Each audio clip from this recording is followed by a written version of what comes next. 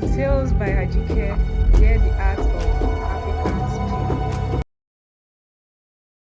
The marketplace of Ura was alive. As it always was, wooden looms clacked rhythmically, and rich strands of indigo, wine, gold, and ivory Aso-Òkè swayed in the breeze.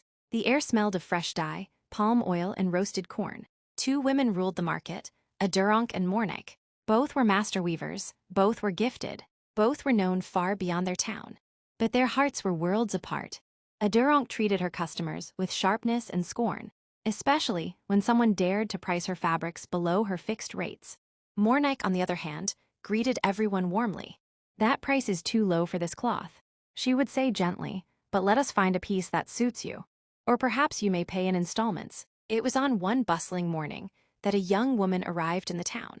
She was simply dressed, calm, and curious. Her name was Adeswa. She wandered from stall to stall, admiring fabrics, her fingers tracing the golden threads of the Aso-Òkè. When she reached Aduronk's stall, she asked politely about a luxurious cloth. Aduronk scoffed. "If you cannot afford royal cloth, do not waste my time." The word stung. Adeswa's cheeks flushed, but she did not argue. She turned away, feeling the sting of humiliation. Moments later, she found Mornek's stall and explained her situation. Mornek listened patiently, then smiled. "This cloth is precious, but if you truly love it, we can work out installments, or I can show you another piece, still beautiful, just lighter in weight." Adeswa's eyes softened. She did not know yet that this moment would shape her destiny.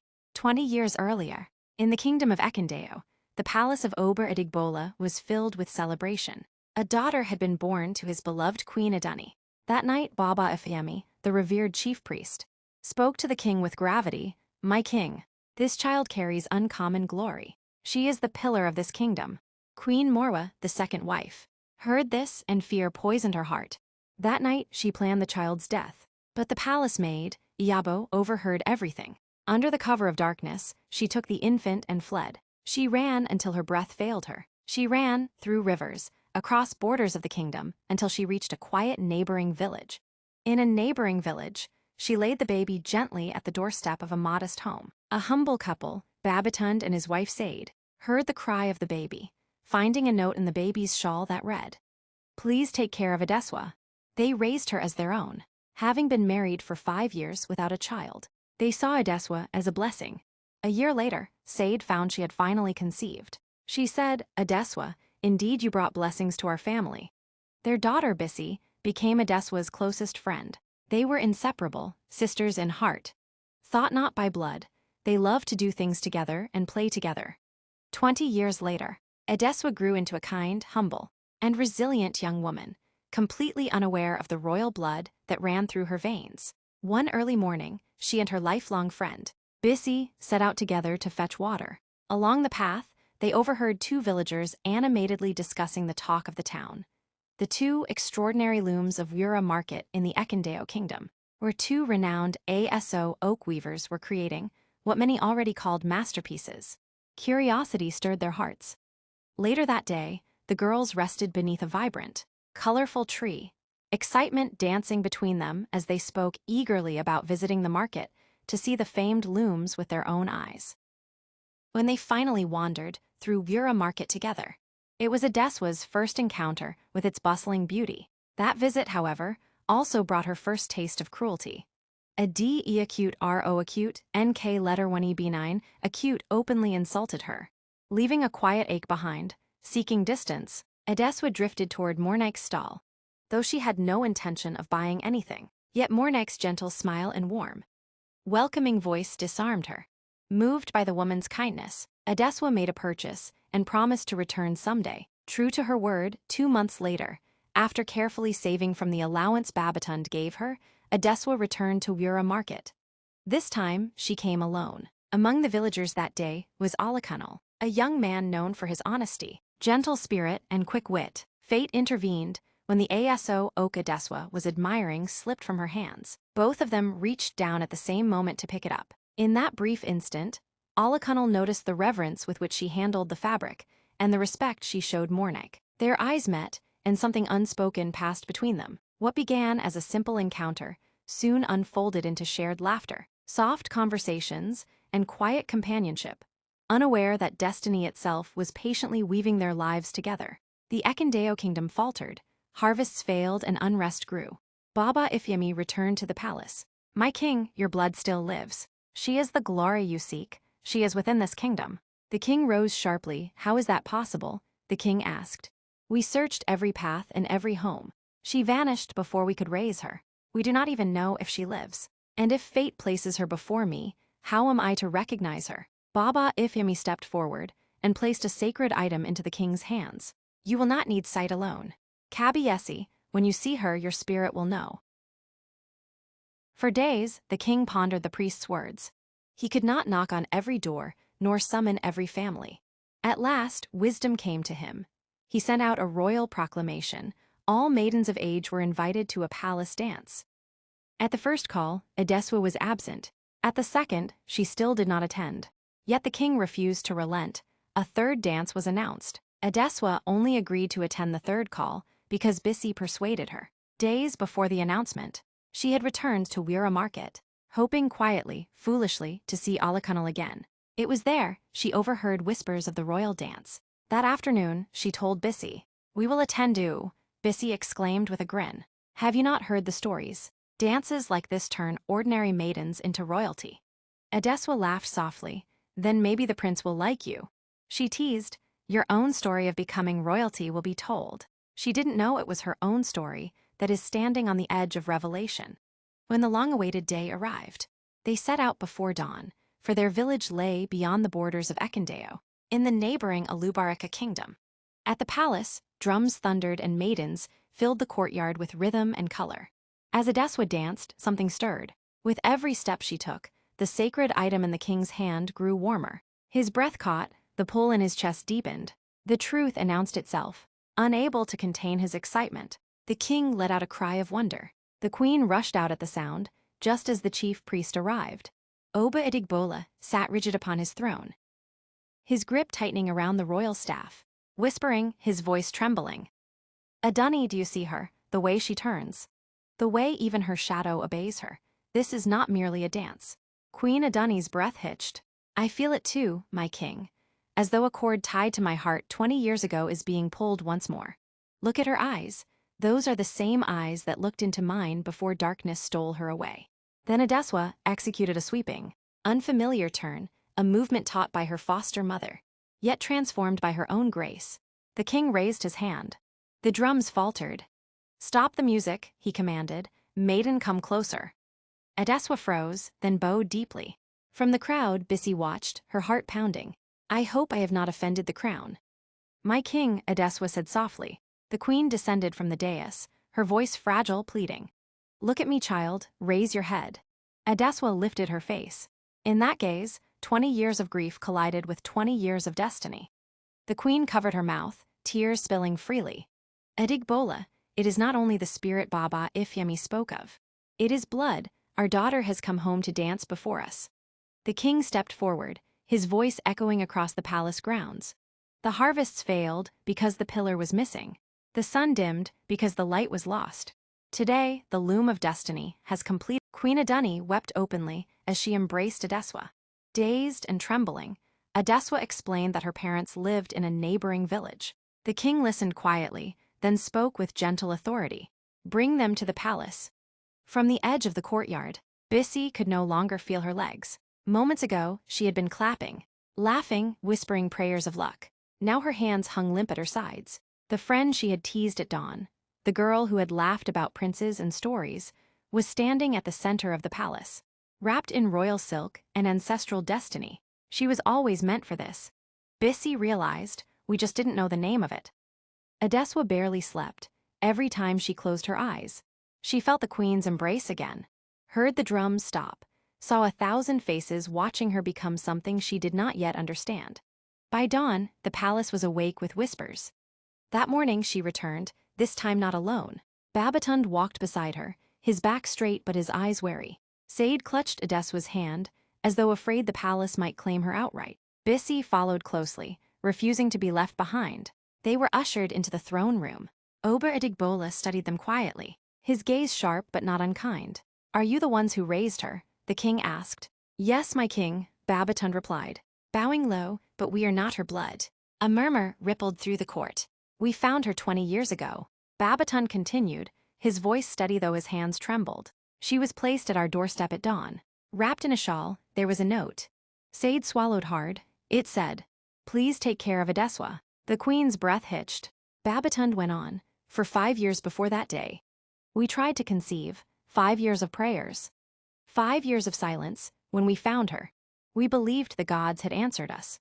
Sade nodded, tears spilling freely now. "A year later, I conceived Bissy. That was when we knew. This child was a blessing that opened our womb and our home. From that day, we became the parents of Adeswa and Bissy." The hall fell completely silent. The king leaned forward, "The shawl." He said slowly, "Where is it?" Babaton bowed again, "My king. It is safe, but night had already fallen when your guards summoned us." They returned the next day. The shawl was wrapped carefully in clean nylon, held like something sacred. When it was unfolded, the air in the throne room shifted. Queen Adunni cried out softly. The embroidery, the stitching, the faded royal symbol woven into one corner. The king did not need Baba Ifemi to speak. "This is our child," Adunni said, collapsing to her knees. "No other hand but mine marked this cloth." The king lifted Adeswa gently by the shoulders. "You were never abandoned," he said. "You were hidden so you could live." Turning to Babatund and Sade, he bowed his head just slightly, but enough for the court to gasp. "You raised the future of this kingdom with love," he declared. "You shall never be strangers to her." That evening the palace darkened again, but this time for judgment. Queen Morwa had returned. She stood rigid in the throne room as Baba Ifemi faced her. Beside him stood Iyabo, the maid who had saved the princess, still holding the royal necklace she had guarded for 20 years. Iyabo knelt. "I kept it to protect the child. If anyone had seen it, they would have known she was royalty before it was safe." Morwa hissed sharply, "Lies, this maid is a thief. She stole the child, and now she steals my honor." The king's staff struck the floor. "Silence, Morwa." His voice echoed like thunder. "The oracle does not lie. One of the men you sent to kill the princess confessed before his death. The other lies cold in the earth. You sought to extinguish the light of this kingdom, so your shadow might rule." The king descended the throne steps, each footfall heavy with disappointment. "Have you forgotten who you were?" he asked quietly. "When your first husband died 2 weeks after your wedding, the world turned its back on you. Men called you cursed. Your father, my loyal servant, came to me with tears and begged me to take you in. Because no one else would." He paused, the room dead silent. "I married you out of respect for your father's legacy, not because I had to. I hoped that being in this palace would soften your heart. You saw Adunni conceive, and you grew bitter. Did you not think that Adeswa's glory would cover you too?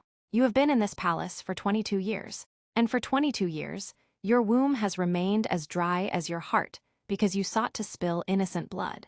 You wanted a throne for a child you do not even have. Guards, strip her of her beads. She shall live out her days in the very village where she tried to cast my daughter away." Iyabo was rewarded with wealth and land. Babatund, Sade, and Bissy were publicly honored for raising Adeswa with love. Adeswa learned palace life. She stumbled, laughed, and fumbled with etiquette, and the palace chuckled with her. She learned dignity and grace rather than perfection. When served food she had never seen before, her expression was one of pure wonder. Alakunal heard of the princess's return, not knowing it was the love of his life. When he found out, he feared it was the end of their relationship. But Adeswa assured him her father would choose her happiness over a titled man. In the palace gardens, Alakunal stood stiffly in royal robes. Adeswa approached him, laughing softly. "Alakunal, I fear I am a fisherman trying to swim in a royal fountain. Perhaps a princess deserves a prince, not a man who still has the scent of the marketplace on his hands." Adeswa, taking his hands, "The princess was found because of her heart, and it was your heart that saw me when I was just a girl in a simple wrapper. The king may give you robes, but I give you my promise. I am still the girl who laughed with you at the river. We will learn this royal life together, one step at a time." Her father accepted Alakunal, and they began to plan their engagement. Months later, Adeswa returned to the market with royal guards. They went to Mornike's stall. Adeswa, draped in Mornike's finest blue royal Aso-Òkè, declared, "You will supply all the Aso-Òkè for my engagement." Aduronk, furious, tried to force her way into favor. She approached Adeswa, bowing so low her forehead touched the dirt. "Princess, I did not know. My words before were but a jest. Adeswa, firmly, you told me that I could not afford royal cloth and should not waste your time. You were right about one thing. Adurunk, this is royal cloth. But it was not woven by hands filled with scorn. From this day, the palace only recognizes the threads of the kind-hearted.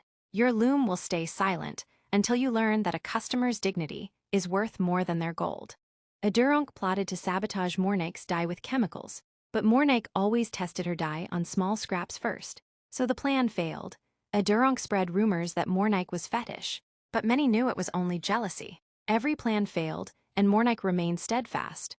A week before the union that would unite two souls, the Idigbola Palace erupted in a riot of color and sound. The coronation of Princess Adeswa was a spectacle of royal splendor, a vibrant reclaiming of her birthright that left the kingdom in awe.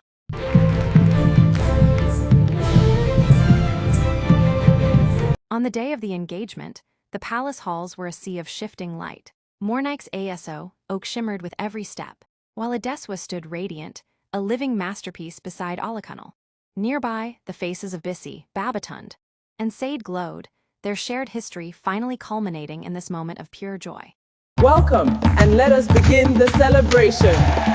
The dances are magnificent, Your Highness. Let the music play louder. The kingdom celebrated, as the jagged threads of their past were finally woven into a glorious tapestry of love, honor, and restorative justice. As evening fell, the palace courtyard was bathed in the silver glow of 1,000 stars. The heavy scent of night blooming jasmine drifted through the air, mingling with the rich aromas of the royal feast.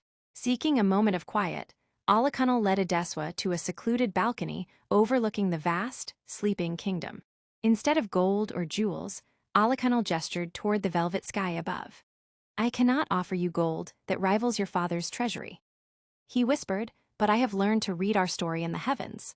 Look at how those two stars pull toward one another, separated by the great void, but bound by the same light. That is us, Adeswa. No matter how far apart the world tried to pull us, we were always part of the same design. Adeswa leaned her head against his shoulder, her gold Aso-Òkè shimmering like the night sky itself. The crown is heavy, Aso-Òkè, she admitted softly, but your hand makes the weight feel like nothing.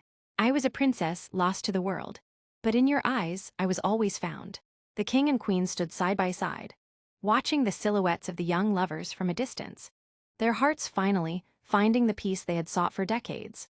As the drums began a rhythmic pulse of pure celebration, Aso-Òkè took Adeswa's hand and led her back to the dance floor. This time, there was no test to pass, no secret to hide, and no search to fulfill. She danced with the lightness of a soul at rest. The lost princess was lost no more. She was home, she was loved, and she was exactly where destiny had written her name among the stars.